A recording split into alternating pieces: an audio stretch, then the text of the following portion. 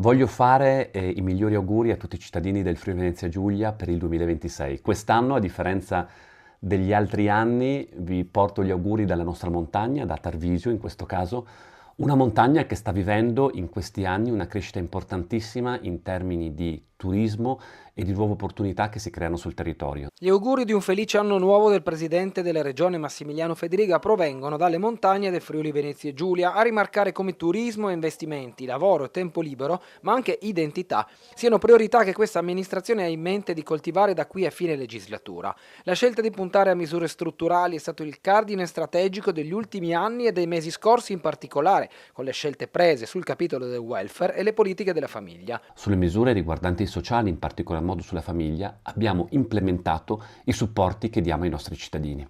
Già durante gli anni pregressi avevamo inserito e abbiamo confermato anche quest'anno le misure sugli asili nido, sul trasporto pubblico per gli studenti, sulla carta famiglia, sul contributo per chi acquista libri per i propri figli che frequentano le scuole.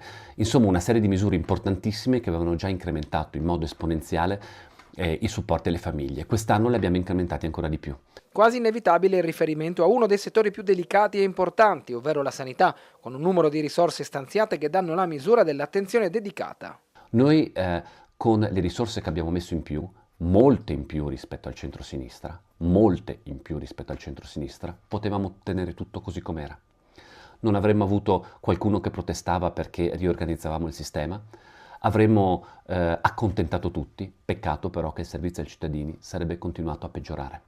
Bisogna avere il coraggio di fare le scelte nella sanità, avere il coraggio di riorganizzare per migliorare il servizio. E anche questo con una consapevolezza, e per questo parlo di scelte difficili, che quando si riorganizza un sistema sanitario, gli effetti si vedono nel medio-lungo periodo. Continuiamo a crescere insieme, continuiamo a cogliere queste sfide e continuiamo a vincerle.